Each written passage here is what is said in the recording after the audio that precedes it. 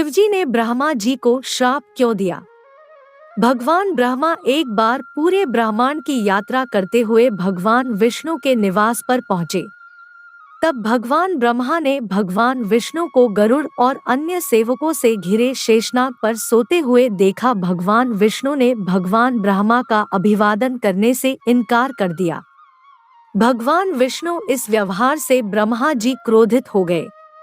इसके बाद उनके बीच द्वंद्व शुरू हो गया कि दोनों में से कौन श्रेष्ठ है।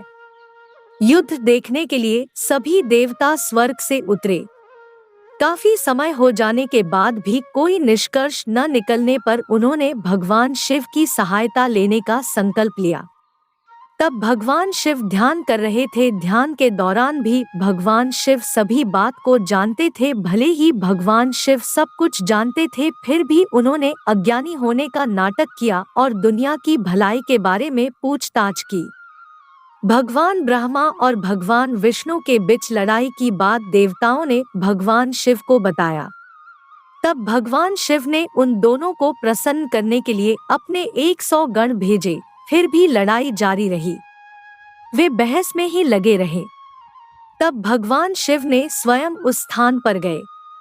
जब भगवान शिव पहुंचे तो उन्होंने देखा कि भगवान ब्रह्मा और भगवान विष्णु एक साथ अपने घातक हथियारों ब्रह्मा अस्त्र और नारायणास्त्र का उपयोग करने की तैयारी कर रहे हैं। इन घातक हथियारों से होने वाले नुकसान के डर से भगवान शिव ने खुद को उनके बीच अनलस्तंभा अग्नि का स्तंभ के रूप में दिखाया।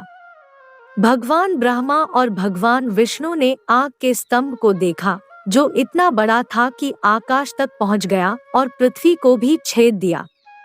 भगवान विष्णु एक सुअर में बदल गए और आग के स्तंभ के आधार की तलाश में पाताल भूमि का सबसे निचला भाग की यात्रा की। वैसे तो वह अपने प्रयास में विफल रहे और लौट आए।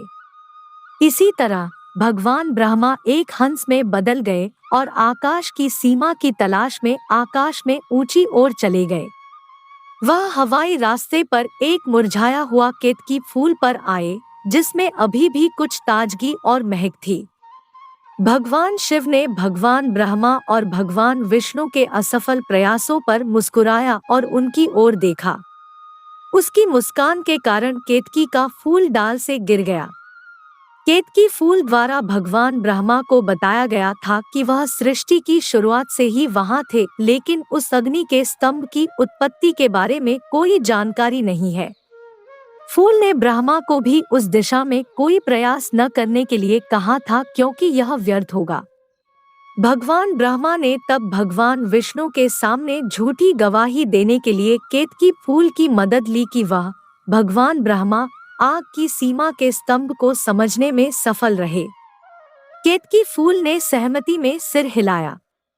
वे दोनों भगवान विष्णु के पास गए और भगवान ब्रह्मा ने उन्हें सूचित किया कि उन्होंने अग्नि की सीमा के स्तंभ को देखा है। केतकी फूल द्वारा एक गवाही प्रदान की गई थी। भगवान विष्णु ने भगवान ब्रह्मा की महानता को स्वीकार किया। भगवान शिव जी भगवान ब्रह्मा से क्रोधित हो गए, लेकिन भगवान विष्णु से प्रसन्न हुए और उन्हें अपने समान गरिमा प्रदान की। फिर वह झूठ बोलने के लिए भगवान ब्रह्मा को दंड देने के लिए आगे बढ़े। भगवान शिव ने अपना तीसरा नेत्र खोला और भगवान विष्णु को अपने समान दर्जा देने के बाद भैरव प्रकट किया। भगवान शिव ने भैरव को भगवान ब्रह्मा को मारने का काम दिया। अपनी तलवार से भैरव ने भगवान ब्रह्मा का 5वां सिर काट दिया। भगवान ब्रह्मा भयभीत हो गए और डर से कांपने लगे। भगवान विष्णु उनकी दुर्दशा से दुखी हुए और उन्होंने भगवान शिव से उन्हें क्षमा करने के लिए कहा। भैरव को रोकने के बाद भगवान शिव ने भगवान ब्रह्मा को चेतावनी दी, आपने पूज्य बनने की इच्छा को असत्य कहा। यह मेरा अभिशाप है कि सब लोग तुझे तुच्छ जानेंगे।